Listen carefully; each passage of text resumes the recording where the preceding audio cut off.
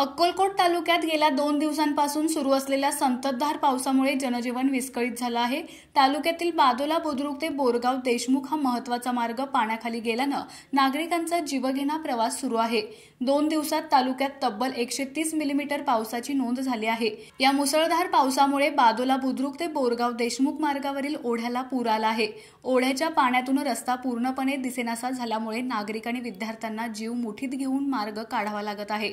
काही ठिकाणी कमरेपर्यंत पाण्यातून वाट काढतानाचे दृश्य समोर आले आहे, ज्यामुळे अपघाताची भीती वाढली आहे।